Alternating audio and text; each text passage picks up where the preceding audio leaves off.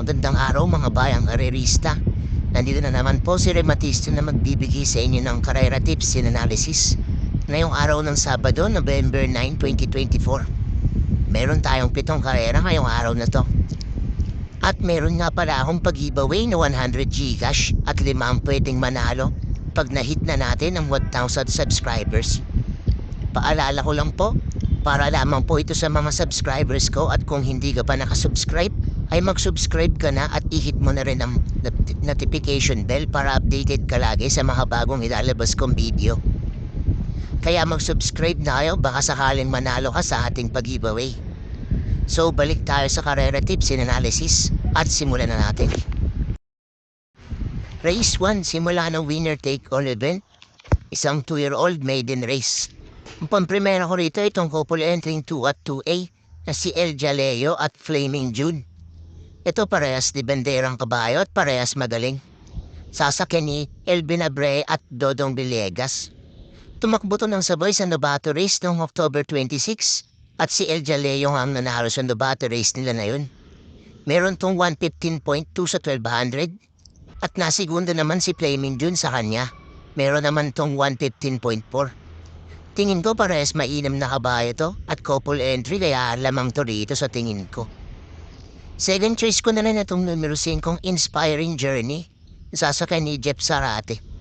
Ito maganda rin tinakbo ng Novato race niya.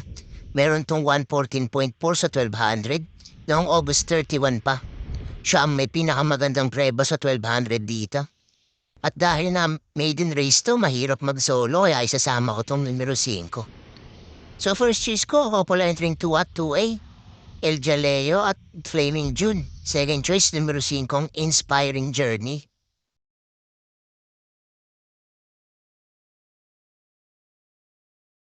Dito na tayo sa race 2. Simula ng pick 6 event.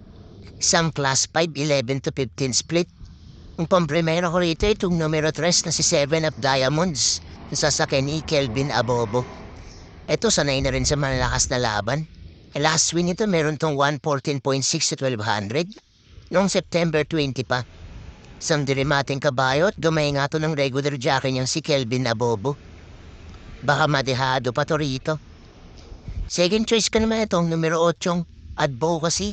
Nasasakyan ni GMS Torque. Ito mababa sa grupo to. Last win ito noong June 15 pa. Meron tong 127 flat sa 1400. Isang dirimating kabayo at sanay na rin sa malalakas na laban dahil mabibigat ang tinatalo nito dati. Maganda pa yung posisyon niya rito kaya hindi siya matatabunan sa dargahan. So first choice ko numero 3, 7 of Diamonds. Second choice numero 8, Advocacy.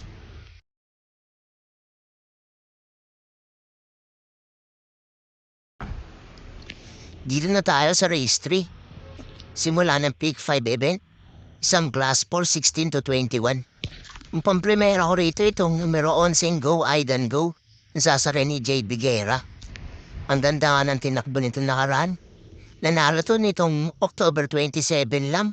Meron tong 126.8 sa 1400. Isang diremating kabayo. Maganda posisyon niya rito kaya hindi to matatabunan. Baka makapanalo pa ulit. Second choice ko naman itong numero 6 na si Moon Island. Nasasakyan ni John Alvin Guse. Ito sanay na sa malalakas na laban. Nanalo to sa trophy race noong September 22.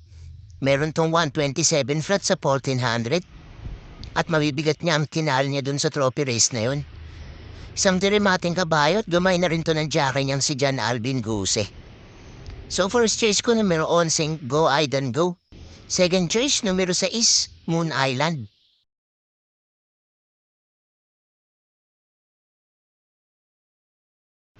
Lipat naman tayo rito sa race 4. Simula ng pick 4 event. Isang class 5, 6 to 10 split. Ang pampremera ko rito itong numero 3 na si Compassion na sasakyan ni JT Pabilik. Isang matulin na kabayo at tingin ko walang kayang sumabay sa iron nito. Last win ito meron tong 129.6 sa 1400 noong March 15 pa. Isang matulin na kabayo. Pag napabayaan to sa harapan, kaya nitong makatapos ng karera kahit 1400 pa ang distansya. Second choice ko na rin itong numero 4 French Leather, nasasakyan ni JB Ponce. Ito isa pang napahinga ng matagal. Tumakbo to sa barrier noong November 2 lang. Meron tong 115.8 sa 1200. Isang diremating kabayo at sanay na rin sa malalakas na laban. Tingin ko ito na rin makakalaban ni Compassion dito. So first choice ko numero 3, Compassion. Second choice numero 4, ang French Leather.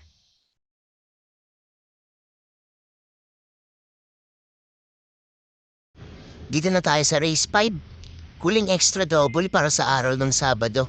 Isang class 4, 34 to 39. Pampremera ko rito itong numero 4, Charge the Castle. Sasakyan ni John Alvin Guse. Ito bagong imported horse. Tumakbo to sa barrier noong October 27 lang.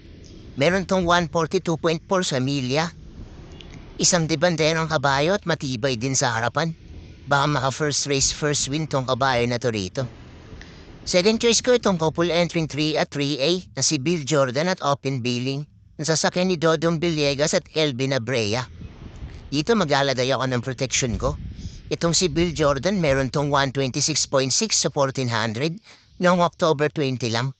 Nasigunda to dun sa magaling na si Manadura. Ito namang si Open Billing tumakbo rin dun sa race nila. Meron naman tong 128.2 sa 1400. Pamprotection ko lang naman to kung sakaling may sisilat kay Charge the Castle. Tingin ko ito na rin couple entry na yun ang tatalo sa kabayo na si Charge the Castle. So first choice ko, numero 4 ang Charge the Castle. Second choice, couple entering 3 at 3A na si Bill Jordan at Open Billing.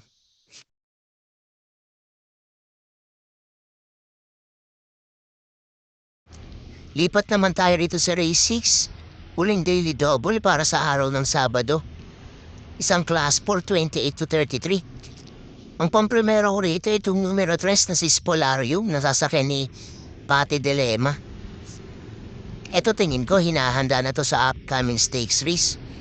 Last win ito meron tong 125.8 sa 1400 noong September 15 pa. Isang debanderang kabayo at matulin nga tong kabayo na to. Regular jockey niya pa rin ang sasakay sa kabayo na to na si Pati Dilema. Second choice ko naman itong numero 5 Mabel na nasakay ni JB Hernandez. Ito mga ilang buwan din na pahinga. Last win ito meron tong 126.4 sa 1400 noong September 8 pa. Isang debanderang kabayo at pwede rin namang isunod lang. Madiskartehan lang itong JB Hernandez baka makasilat to rito. Third choice ko itong numero 6 na si Full Combat Order na sasakyan ni RM Garcia. Ito laging laban tong kabayo na to.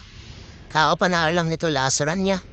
Meron tong 126.4 sa 1400 noong October 27 lang. Isang diremating kabayo at sanay na rin sa malalakas na laban. Makaremate lang to nung maaga baka makadehado pa to rito. So first choice ko numero 3 is Polarium. Second choice numero 5 Mabel. At third choice numero 6 Full Combat Order.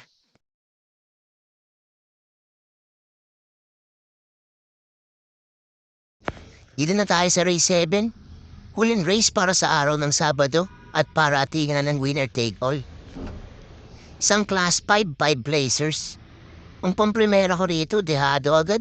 Numero 8 Little Miss Saturday. Nasasakyan ni CS Pare Jr. Mahilig sa dehado tong kabayo na to. Last win nito meron tong 115.6 sa 1200 noong Agosto pa. At sobrang dehado nga siya nanalo dun. Isang debanderang kabayo pero pwede rin namang isunod lang dahil may remate rin tong kabayo na to. Huwag lang maiiwan sa largahan at may pwesto lang ng maayos, tingin ko makakadehado to rito. Second choice ko na lang itong numero 6 ng si Modern Stroke na nasakyan ni RC Tabor. Tingin ko ito ang malalimado rito. Last win ito meron tong 129.2 sa 1400 noong September 22 pa. Isang diremating kabayo. Change jockey ngayon to, susubukan sakyan ni RC Tabor. Huwag lang matatabuyan sa largahan, baka ito na rin ang manalo rito. Third choice ko itong numero 11 Denderendenden na sakyan ni CP Henson. Walang lulot siya rito sa kabayo na to, baka makatapos ng karera. Last win ito noong June 11 pa. Meron tong 129.2 sa 1400. Isang matulin na kabayo at wala nga akong nakikitang kayang sumabay sa iron nitong kabayo na to. Baka mababayaan to sa harapan. So first choice ko, numero 8, Little Miss Saturday. Second choice, numero 6, Modern Stroke. At third choice, numero 11, Dender and Denden.